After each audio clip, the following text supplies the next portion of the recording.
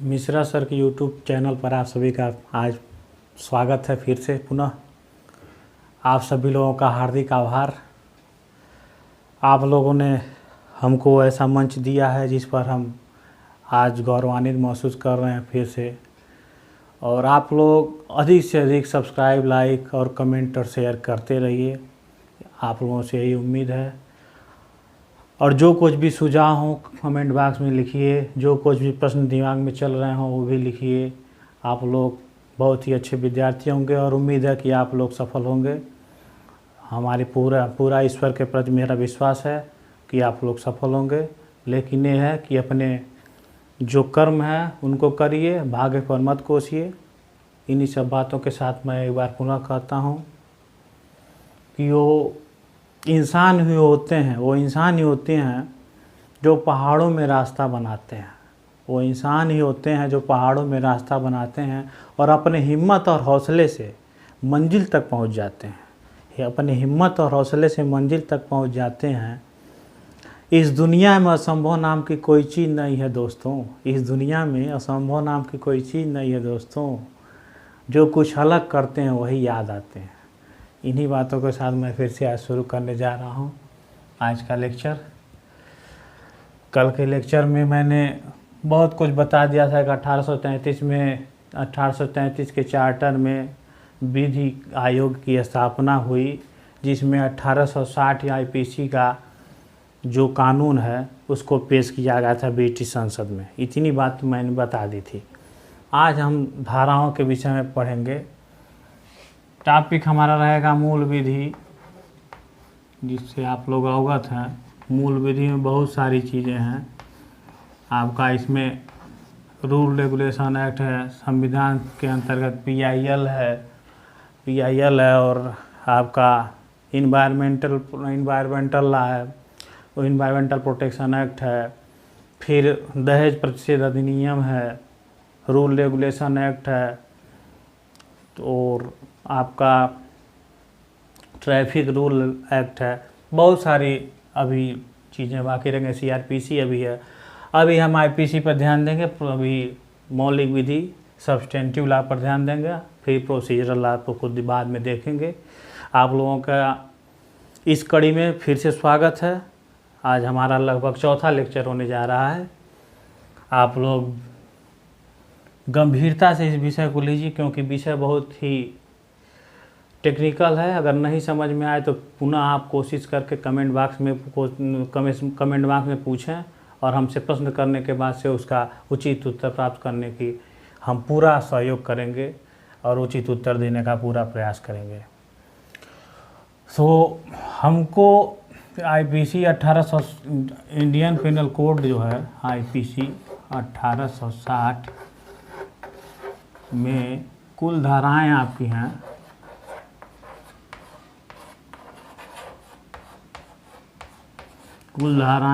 511 हैं। कुल अध्याय 23 हैं।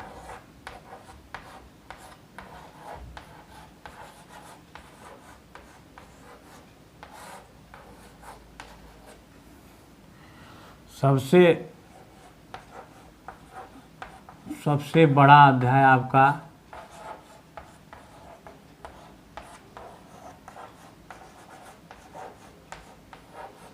17 संपत्ति के विरुद्ध अपराध, सबसे बड़ा अध्याय। सबसे छोटा अध्याय 23 है।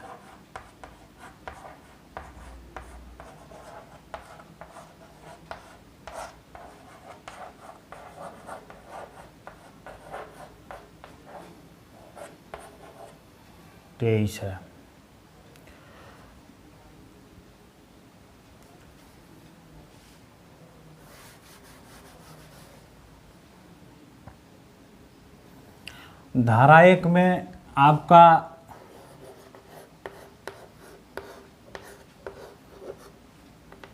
नाम है, टाइटल, जैसे उद्देशिका कहते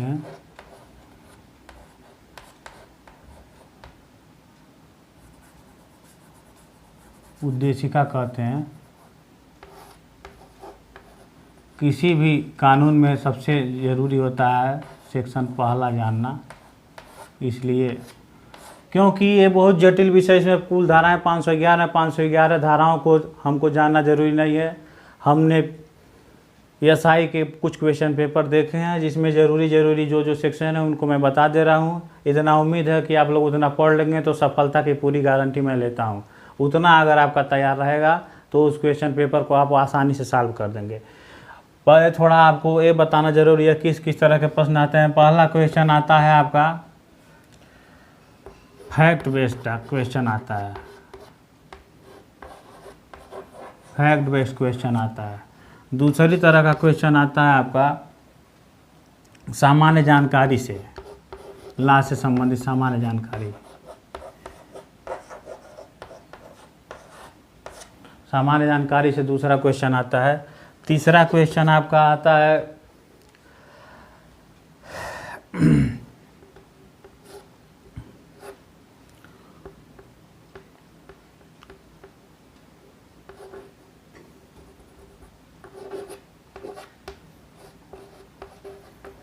थोड़ा टेक्निकल होता है। और चौथा जो है टेक्निकल के मतलब ये समझ सकते हैं कि जो धारा सेक्शन बेस्ड होता है, सेक्शन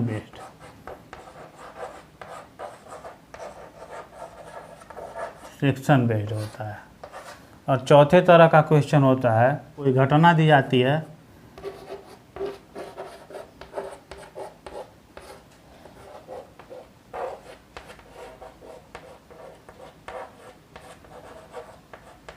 उसके आधार पर आपको पता लगाना पड़ता है कि कौन सा, उसके आधार पर ये पता लगाना होता है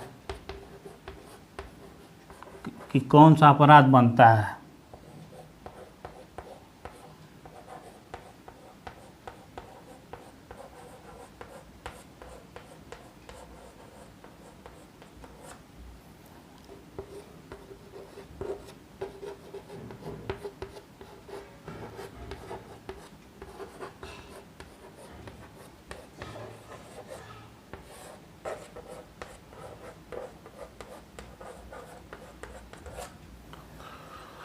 ठीक है, इस तरह से 4 तरह के क्वेश्चन आते हैं। मैंने सिलेबस को देखा है और 511 धाराओं को पूरा रटना ज़रूरी नहीं है, क्योंकि इतनी अगर धाराएं आप लोग रटे रहेंगे तो अपने आप खुद कंफ्यूज हो जाएंगे और क्वेश्चन पेपर को आप आसानी से हल नहीं कर, क्योंकि आप एसआई की परीक्षा देने जा रहे हैं, एडवोकेट के तो होने जा नहीं रहे हैं कि सब जरूरी है आपको याद करना। हाँ, छोटे वकील ज़रूर हो जाएंगे, ये हमारा पूरा विश्वास है।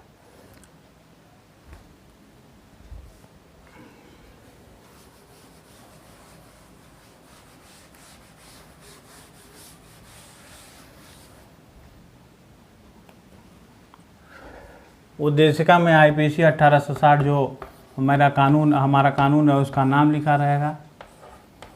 पहला सेक्शन हमारे लिए जो ऐसे ही ज़रूरी है। और उसके बाद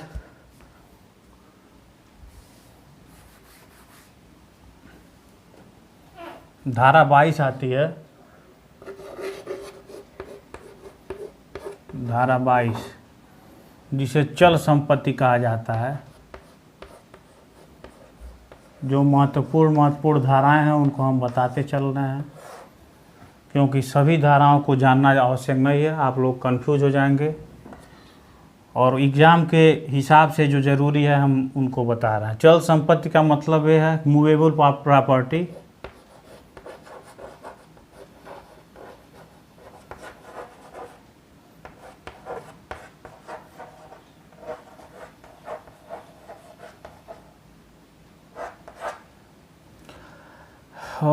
मूवेबल प्रॉपर्टी का मतलब जो हिल डुल सके,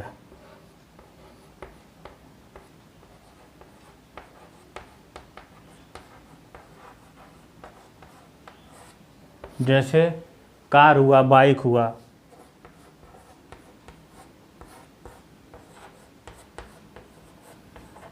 जिसको एक स्थान से दूसरे स्थान तक ले जाया जा सके, धारा 22 हो गया। और इसके बाद धारा 34 उपयोगी धाराओं को हम बताते चल रहे हैं। इसका मतलब है सामान्य उद्देश्य।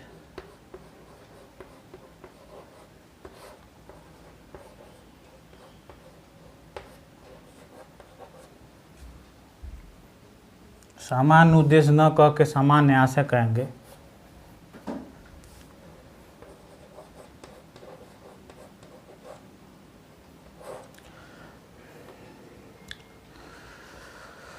हाँ, धारा 34 सामान्य आशय। सामान्य आशय से तात्पर्य है कि 5 लोग किसी घर में जाते हैं डकैती के उद्देश्य से, और एक व्यक्ति उसमें से बाहर खड़ा रहता है कि ये निगरानी करने के लिए कोई आएगा तो हम बताएंगे, और वो व्यक्ति अंदर नहीं रहता है, वो बाहर ही रहता है।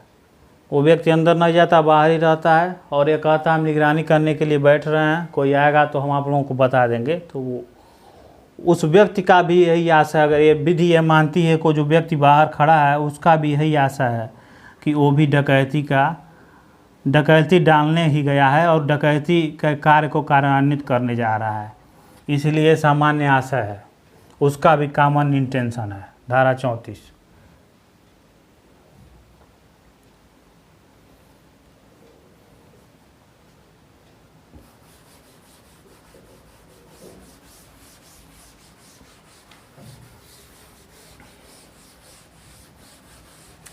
सभी धाराओं को जो जो महत्वपूर्ण हैं मैं उनको बताते चल रहा हूँ। इसके बाद धारा 53 आती है। धारा 53 में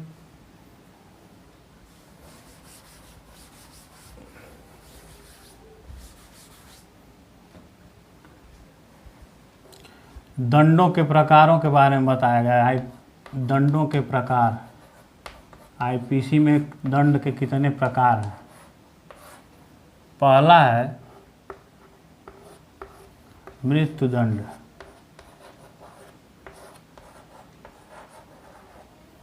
दूसरा है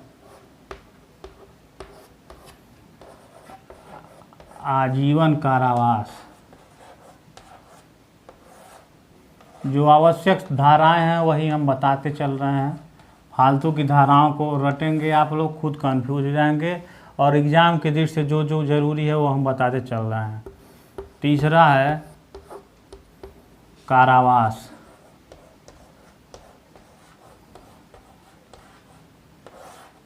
इसमें होगा साधारण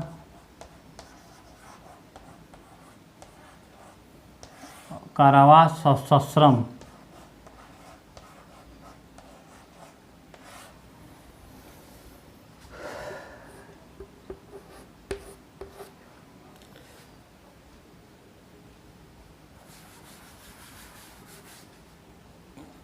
चौथा है जुर्माना।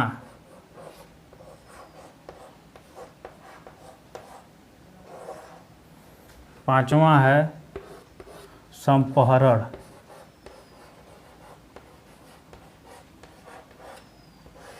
अर्थात कुर्की।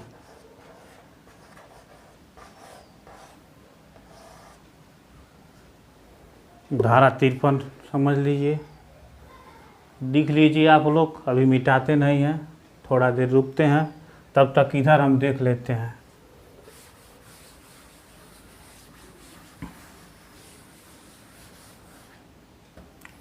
धारा 67 जरूरी है। धारा 67 आवश्यक है। जुर्माना, अगर हम जुर्माना नहीं भरते हैं तो उसके लिए क्या रकम न्यायालय निर्धारित करती है, जुर्माना न भरने पर क्या सज़ा है। जुर्माना न भरने पर सज़ा का प्रावधान।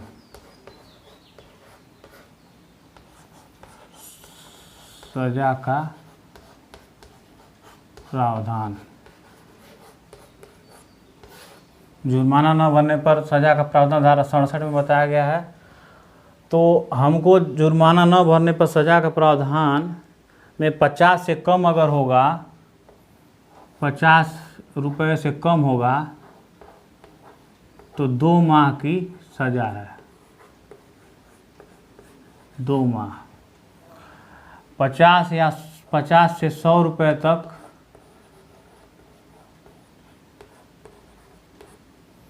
50 से 100 रुपये तक का जो है आपका 4 माह का है, 4 माह का है सज़ा। और हम आपको 100 रुपये से अधिक अगर है,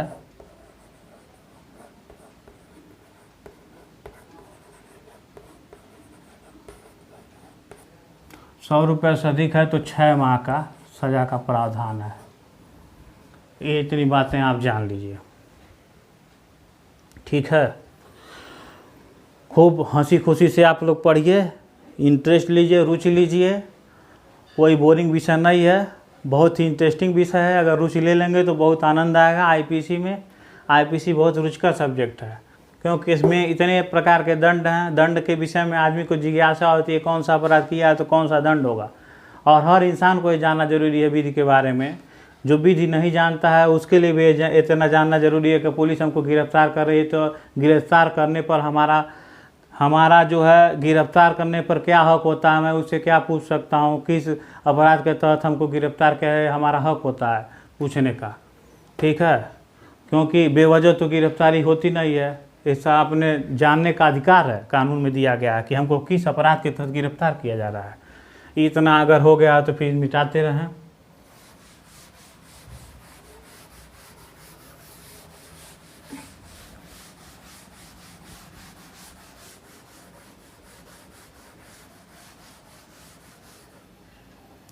धारा 73 अब इसके बाद आवश्यक है।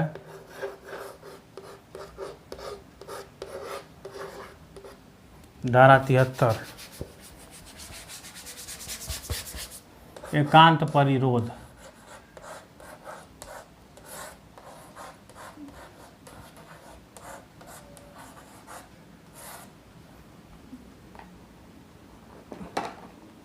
कठोर दंड, एकांत परिरोध, कठोर दंड। एकांत परिरोध का मतलब कठोर दंड हुआ। कठोर दंड का मतलब ये है कि एक बार में अधिकतम 14 दिन के, एक बार में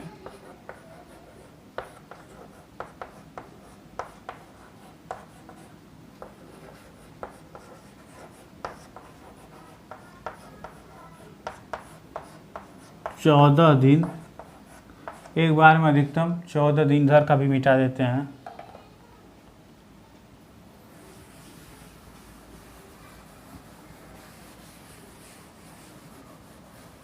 एक बार में अधिकतम 14 दिन, कुल मिलाकर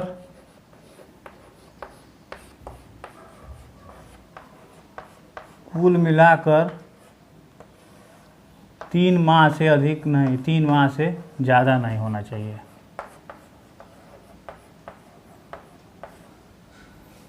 ज़्यादा नहीं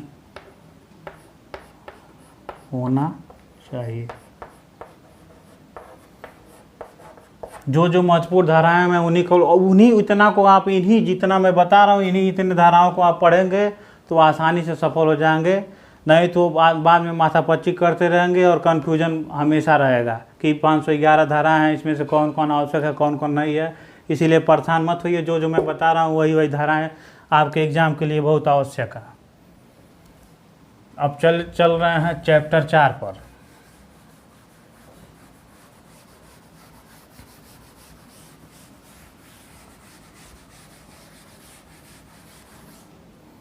चैप्टर 4 में आपका साधारण अपवाद है। चैप्टर 4 साधारण अपवाद, जनरल एक्सेप्शन।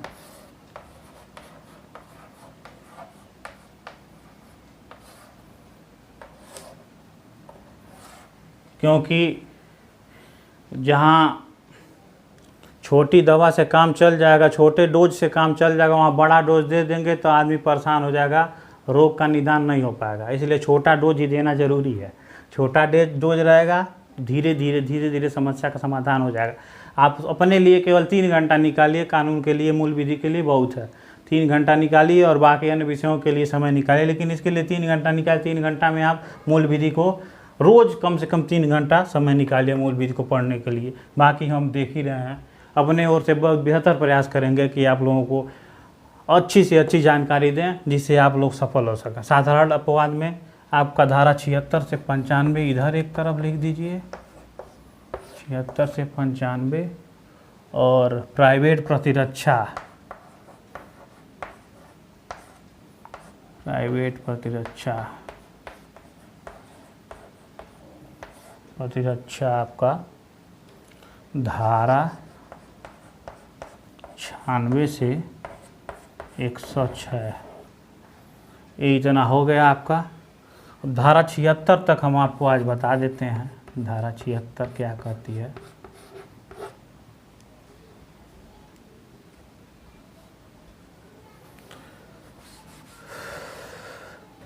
धारा 76 कहती है कि विधि द्वारा आबद्ध किया गया कार्य अपराध नहीं है।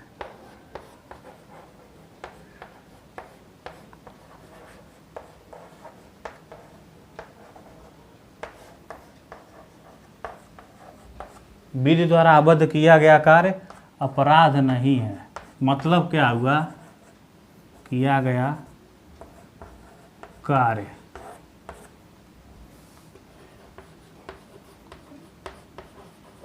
अपराध नहीं है। इसका मतलब ये हुआ कि मान लीजिए कि कोई पुलिस गई किसी भीड़ भाड़ वाले स्थान पर और रमेश नाम के आदमी को पकड़ना था। जिस आदमी को पकड़ना था रमेश नाम के, वो किसी अन्य रमेश को पकड़ ली, तो विधि ये जानती है कि ये उसमें दंड का भागी नहीं होगा वो आदमी, क्योंकि वहाँ जो है साधारण अपवाद के तहत यह मामला आ जाएगा। इसलिए धारा 76 में विधि द्वारा वो आबद्ध है पकड़ने के लिए, लेकिन वो कार्य जो कर रहा है वो विधि के आदेश के द्वारा कर रहा है, विधि द्वारा आबद्ध है। इसलिए वह जिस रमेश को पकड़ना चाहता है उस रमेश को नहीं पकड़ पाया तो भी वह इसके लिए जिम्मेदार नहीं है। या अनियंत्रित भीड़ पर पुलिस द्वारा चलाई गई गोली जो है, या आंसू गैस के गोले जो छोड़े गए हैं उसके लिए पुलिस जिम्मेदार नहीं है। अनियंत्रित भीड़ पर पुलिस द्वारा गोली चलाई गई, किसी को लग गई, आंसू गैस छोड़े गए, किसी आदमी को, हर आदमी प्रभावित हुआ, उससे पूरी भीड़ प्रभावित हुई, तो इसके लिए पुलिस जिम्मेदार नहीं है। धारा 77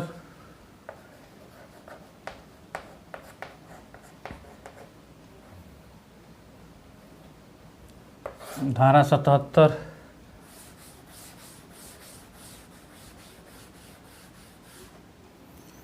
धारा 77 है कि न्यायिक कार्य करते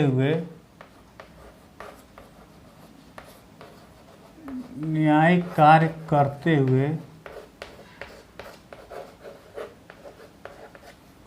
न्यायाधीश से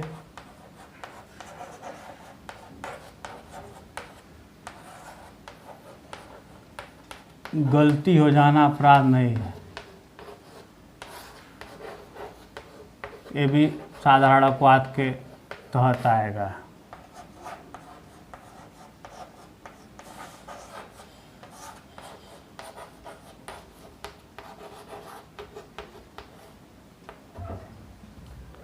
ये भी साधारण अपवाद के तहत आएगा। तो आज हम लोगों ने काफ़ी मुख्य धाराओं के बारे में जानकारी प्राप्त कर ली। आप लोग जैसे इसके बारे में न्यायाधीश से गलती हो जाना, जैसे मान लीजिए किसी को 10 साल की सज़ा होनी थी, न्यायाधीश उसको 14 साल की सज़ा दे दिया, बाद में पता चलता है कि उसको 10 साल की सज़ा देनी थी, तो यह गलती हो सकती है। आखिर में न्यायाधीश भी तो इंसान ही है, तो ये गलती हो सकती है, इसलिए अपवाद के तहत आ जाएगा। इसलिए ये न्यायिक कार्य करते हुए उस न्यायाधीश से गलती हो जाना संभव है, इसलिए अपराध नहीं है। ठीक है, तो आप लोग अधिक से अधिक चैनल को सब्सक्राइब करिए, लाइक करिए, शेयर करिए, कमेंट करिए। आज के लिए इतना ही। बाकी अन्य धाराओं को, महत्वपूर्ण धाराओं को हम कल बताते हैं फिर।